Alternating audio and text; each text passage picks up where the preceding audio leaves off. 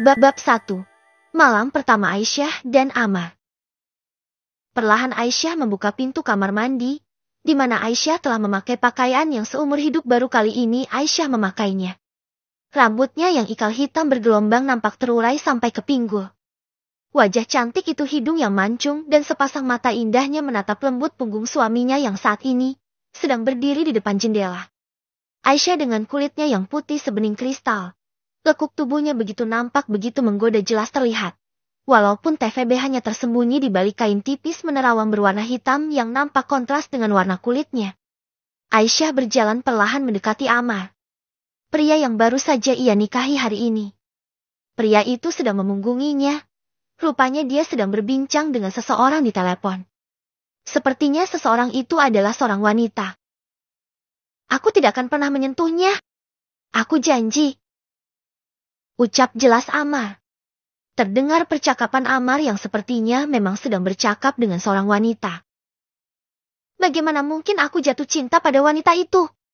Aku saja geli melihatnya. Tidak mungkin aku jatuh cinta pada wanita tidak jelas. Mungkin saja dia buruk rupa. Makanya dia tidak pernah membuka penutup wajahnya. Dek, Aisyah mundur perlahan dan masuk kembali ke kamar mandi. Hatinya bagai tertusuk sembilu. Saat tadi Aisyah tidak sengaja telah mendengar percakapan Amar yang menyebutnya adalah wanita buruk rupa. Dan sama sekali tidak ingin menyentuh dirinya. Air matanya tidak bisa tertahan lagi. Air bening itu meluncur dari pelupuk mata indah Aisyah. Wajah cantiknya nampak memerah. Matanya yang bulat dengan bulu matanya yang lentik nampak sungguh menawan. Sungguh Amar tidak tahu wajah Aisyah yang sesungguhnya. Amar sungguh tidak tahu bahwa istri yang disebutnya buruk rupa adalah layaknya jelmaan seorang bidadari. Kecantikannya sungguh seperti bidadari yang turun dari hayangan. Karena begitu cantiknya wajah Aisyah. Hingga membuat Aisyah tidak diperbolehkan oleh ayahnya untuk membuka penutup wajahnya di hadapan orang lain.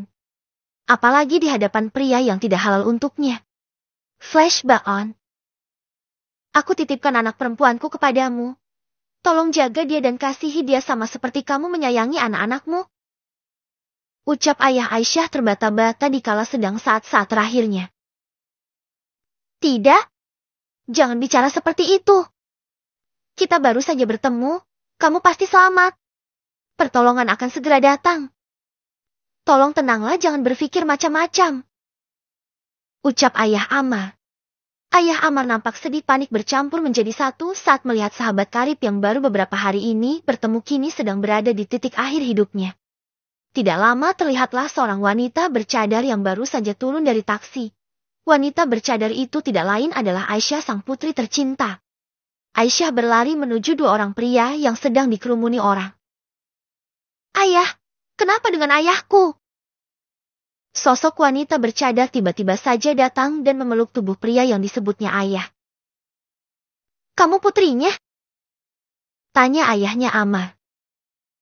Iya, kenapa dengan ayahku? Apa yang terjadi tuan? Tadi ada mobil yang sedang melaju sangat kencang dan semua terjadi begitu cepat. Aku sama sekali tidak bisa menolongnya. Maafkan aku. Jelas ayahnya Amar. Ayah. Kenapa ini semua terjadi? Jangan tinggalkan Aisyah sendirian, ayah. Ucap lirih Aisyah. Aisyah dengarkan ayah. Nak, ayah titipkan kamu sama beliau. Ucapan itu rupanya ucapan terakhir yang keluar dari bibir pria renta yang kini telah menghembuskan nafas terakhirnya. Ayah, ayah bangun. Teriak histeris Aisyah membuat ayah Amar pun ikut menangis. Tenang Aisyah, tenanglah ayah, kamu akan baik-baik saja. Ucap ayah Amar memberi semangat untuk Aisyah. Walaupun dirasa tidak mungkin untuk ayah Aisyah selamat dalam kondisi kepala berlumfran D4R4H seperti saat itu. Ayah. Aisyah memeluk kepala ayahnya yang berada di dalam pangkuannya. Tidak lama datanglah ambulans membawa ayah Aisyah. Aisyah pun ikut masuk ke dalam ambulans yang membawa ayahnya. 1 bulan berlalu. Sejak kejadian itu ayahnya Amar terus bolak-balik melihat dan menengok keadaan Aisyah di tempatnya bekerja. Tanpa pernah bertanya di mana sesungguhnya rumah Aisyah. Aisyah bekerja sebagai guru di sebuah sekolah taman kanak-kanak. Tanpa mengetahui di mana sesungguhnya Aisyah tinggal, ayah Ammar menjodohkan Ammar dengan Aisyah. Perjodohan itu ditolak mentah-mentah oleh Ammar dan ibunya Ammar. Sampai akhirnya, ayah Ammar juga menghembuskan nafas terakhirnya akibat sakit diabetes yang selama ini sudah dideritanya. Ayahnya Ammar terbaring lemas di sebuah ranjang rumah sakit dikelilingi keluarganya, termasuk Aisyah juga berada di sana. Menikahlah dengan Aisyah. Ucapan terakhir ayahnya Ammar membuat orang-orang yang berada di sana termasuk Aisyah tercengang. Setelah sepeninggal ayahnya, ucapan itu terus terngiang di telinga Ammar dan membuat hati Ammar tidak tenang, hingga membuat Ammar akhirnya menyetujui permintaan terakhir sang ayah.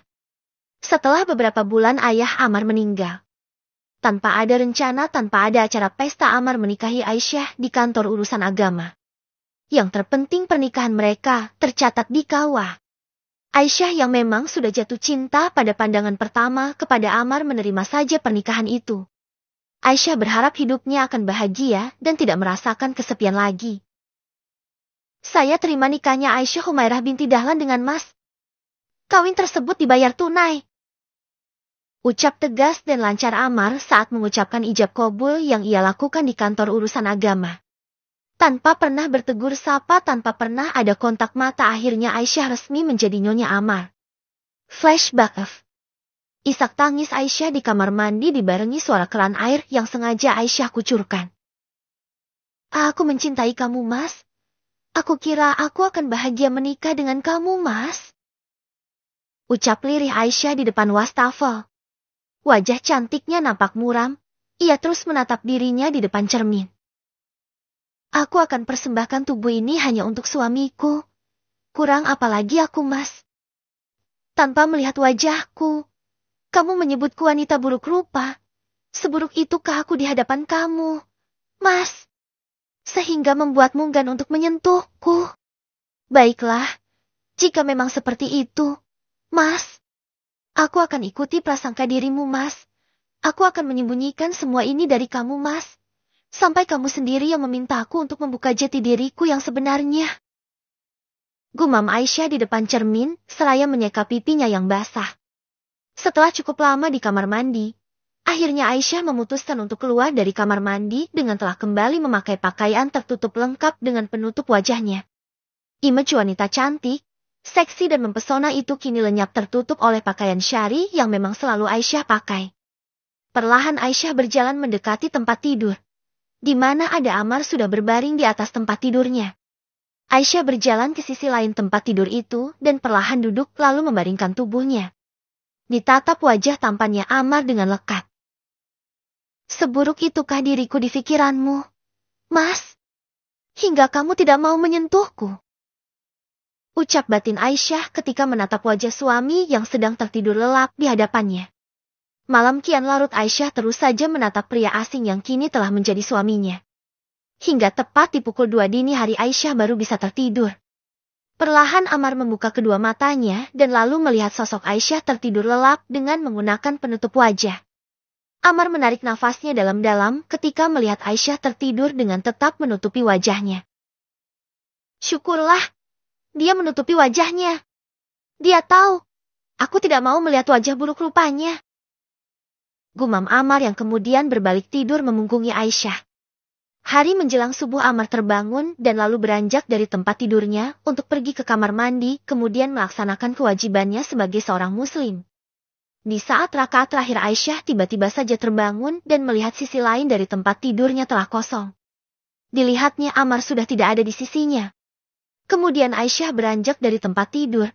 Betapa kagetnya Aisyah melihat Ammar ternyata sedang melaksanakan sholat subuh. Masya Allah, Mas. Ternyata aku tidak salah telah menerima kamu sebagai suamiku. Batin Aisyah sebelum ia beranjak pergi ke kamar mandi. Saat Ammar mengucap salam di akhir sholatnya, Aisyah langsung bergegas pergi ke kamar mandi. Aisyah tidak mau jika Ammar sampai tahu bahwa dirinya tengah memperhatikan dirinya. Dasar wanita aneh, gumam Ammar saat telah selesai sholat. Ammar tidak menunggu Aisyah keluar dari kamar mandi. Ammar malah keluar dari kamarnya dan menuju tempat biasa ibunya berada di saat jam-jam seperti ini. Pagi ibu. Sapa Amar saat melihat punggung ibunya yang tengah berkutat di dapur.